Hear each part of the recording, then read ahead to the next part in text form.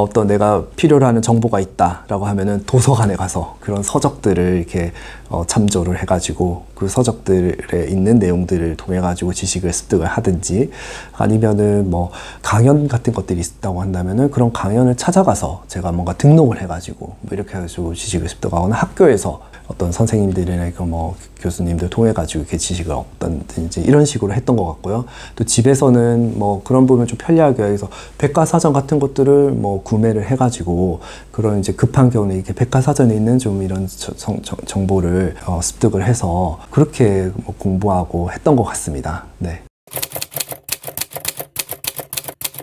그 AI라고 하면은 지금 요즘 챗GPT 화두가 돼가지고 아마 많은 분들이 관심을 가지고 계신데요. AI, 인공지능, 이 개념은 사실은 지금 뭐 갑자기 이게 막 등장한 그런 신기술이 아니고, 이 개념 자체는 사실 1950년대 말, 1960년대로 돌아갑니다. 이때 한창 이제 화두가 됐던 것들이 기계적인 장치가 어떤 사람이 하듯이 사고하듯이 할 수 있다면, 예를 들면 어떻게 우리가 질문을 던졌는데 사람이 답하는 거나 기계가 답하는 게 뭐 사실 구별할 수 없는 수준이 된다 라고 하면 우리는 기계가 지능을 가졌다 라고 생각할 수 있게 됐던 거고요.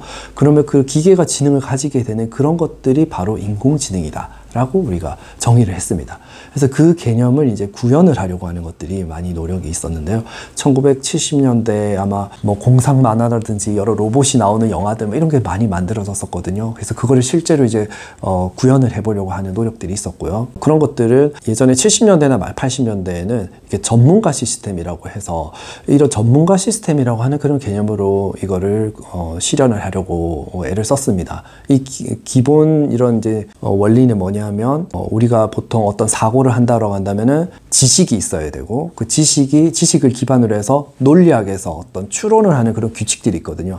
거기에 적용을 시켜서 뭔가 새로운 뭔가 지식을 도출한다든지 하면, 우리가 물음이 들어갔을 때 거기에 따른 앤서, 답변이 이렇게 나오게 한다든지 이런 식으로 할 수 있지 않느냐라고 해서 지식을 다 구축하는 거, 지식 베이스 뭐 이런 것들을 노력을 기울였었거든요. 근데 생각을 해보면은 사실 지금도 사이언스 네이처에 막 새로운 지식들, 새로운 것들이 발견되고 하거든요.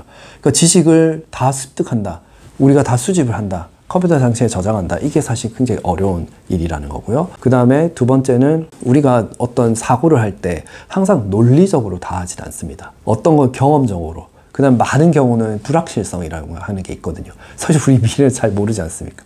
근데 뭔가를 결정을 내리는데 그거를 AI에게, 인공지능에게 해달라고는 하지만 사실은 우리는 그게 정말 정답이 뭔지는 잘 모르고 또 논리적인 그런 거의 흐름에 따라서 하는 건 아니라는 거죠. 그러니까 그게 그런 어려움이 있었는데, 그런 불확실성이라고 하는 이런 것들을 2010년대에 오면서 딥러닝이라고 하면서 이런 걸 구현하려고 하는 그런 기술들이 만들어졌고요. 이게 이제 획을 그은 사건이 2016년 우리 알파고가 구글에서 만든, 구글 딥마인드에서 만든 알파고가 이세돌을 이긴, 이게 이제 굉장히 전 세계적으로 아주 논란이 됐던 뭐 그런 게 계기가 됐던 것 같고요. 그러면서 이게 딥러닝 기반으로 해서는 이런 지식이라고 하는 것들도 뭐 불확실성이라고 하는 것들이 이제 구현을 하게 된 거기 때문에 좀 틀린 정보가 있을 수도 있고요. 그렇지만 어쨌든 다양한 많은 정보들, 우리 그런 문서 정보들, 다행히도 이런 문서들이 이제는 디지털화돼서 그런 컴퓨터에 다 저장이 돼 있기 때문에 우리가 그런 걸 다 끌어다 올 수가 있었던 거고요. 그러면서 그걸 기반으로 해서 언어 모델 이런 것들이 나오게 됐고, 언어 모델이라고 하는 것은 이제 그 딥러닝을 좀 더 전문적으로 이렇게 그 방대한 지식에 잘 동작을 할 수 있도록 그렇게 좀 만든 모델이라, 이렇게 보시면 될 것 같고요. 그 다음에 좀 우리가 사용하는 언어를 좀 잘 이해하는 쪽으로 그렇게 좀 학습을 시켰다, 이렇게 보시면 되겠습니다. 그래서 문맥을 잘 이해하도록 좀 설계가 된 모델이다. 우리가 단어라고 하는 것들을, 어떤 단어의 뜻을 정확하게 이해하기 위해서는 그 주변에 있는 어떤 단어들, 연관되는 단어들을 같이 본다고 하면 그 실제 뜻을 더 정확하게 우리가 이해할 수 있는데, 그런 것들을 잘 학습하도록 한 게 이제 그런 언어 모델, 버트라고 하는 그런 언어 모델이고요. 그 기반으로 해서 나온 게 그게 이제 그 언어 모델이 우리 특히 이제 언어 기반으로 하는 서비스 중에서 가장 대표적인 게 Q&A거든요. 질문을 던졌을 때 답변을 내려주는 거. 이게 검색인데 어떻게 보면은 기존의 검색은 구글 같은 거나 네이버에서 우리 치면은 내가 딱 원하는 그 지식 그대로 내가 원하는 대로 딱 나오지 않지 않습니까? 문장으로 딱 이렇게 나오는 게 아니라 뭐 각종 웹사이트들이 나오는데 이런 이제 최근에 그런 챗GPT 같은 경우는 정확하게 내가 질문을 던졌을 때 누군가 내가 친구에게 아니면은 전문가에게 뭔가 물었을 때 그 답변 이런 게 나오는 것 같이 된 거여서 이게 또 한번 굉장히 큰 획을 그은 거라 볼 수가 있고요.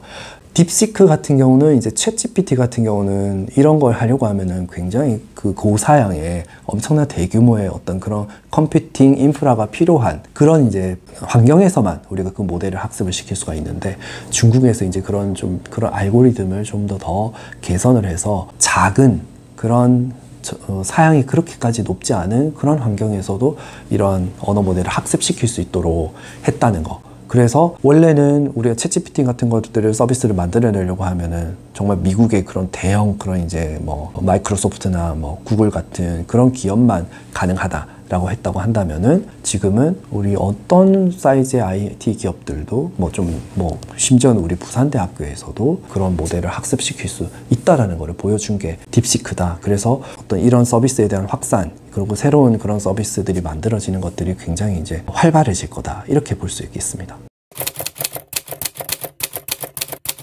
네, 저는 뭐 요즘에 사실 우리 우리 사회가 뭐 하여튼 재판 때문에 많이 이슈가 됐었었는데요. 그러니까 어떤 진영에 따라서 뭐 이 진영에서는 이런 판결 자기에게 유리한 게 나오면 잘 됐다고 하고 뭐 다른 판결이 나오면 어떻게 저럴 수가 있느냐 네, 이런 얘기들이 나오고 있고 아마 많은 우리 국민들이 원래는 사실은 법의 그런 체계나 뭐 이런 판결이나 이런 것들을 잘 몰랐었지만 이번에는 워낙 큰 이슈이다 보니까 많은 분들이 이제 관심을 가지게 되었다고 볼 수가 있는데요. 지금 현재 뭐 법 쪽에 계신 분들은 많은 분들이 얘기를 하세요. 어차피 언어 기반이기 때문에 어떤 기존의 판례들, 그 다음에 그런 우리가 법 자체, 그런 이제 뭐 여러 규정들이나 뭐 이런 것들이 다 언어 모델 기반 학습이 된다고 하면 누구보다도 판례에 충실한 그러한 결론을 만들어내는 AI 서비스가 가능하지 않을까 이렇게 생각을 하고 있고요.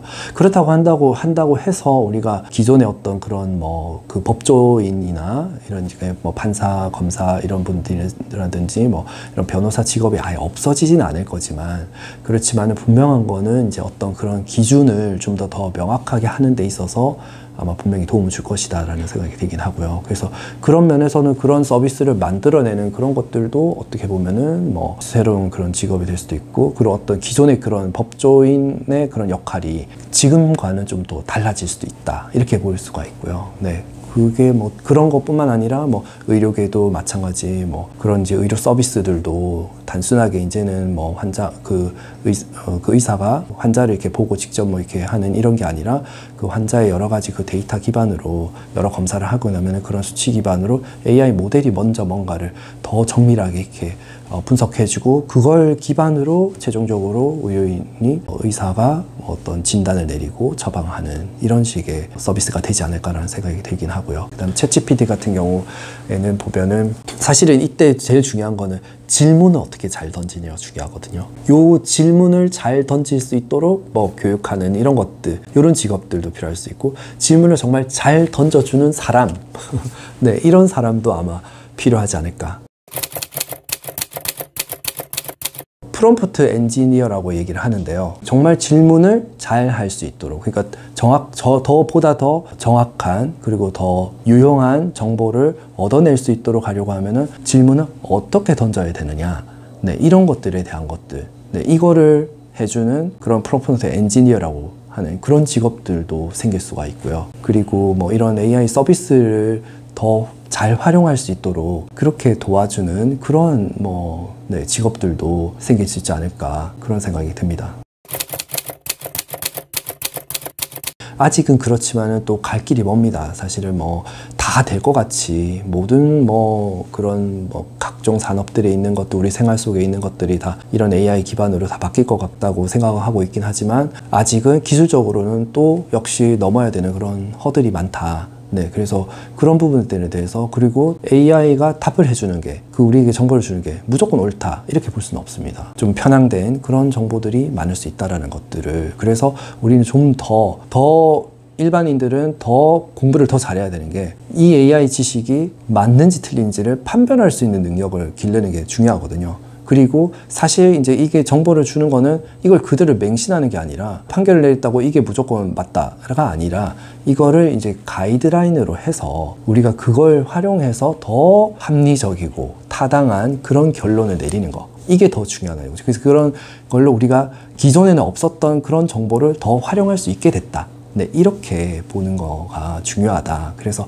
그런 판단을 잘 내릴 수 있는 거. 그 다음에 제일 더 중요한 거는 윤리적인 부분이 중요합니다. AI는 사실은 어떤 윤리적인 그런 요소를 고려하지 않고 우리에게 답을 내려줄 수도 있지만 사실은 우리는 인간 사회에서는 그런 어떤 윤리라고 하는 것들이 있고 법이라고 하는 게 있고 그런 테두리 안에서 모든 것들이 작용을 해야 되기 때문에 그런 것들에서 벗어나지 않는지 또 인공지능 관련한 윤리 이런 것들에 대한 것들이 더 강화되어야 된다 이렇게 말씀드릴 수 있을 것 같습니다. 감사합니다.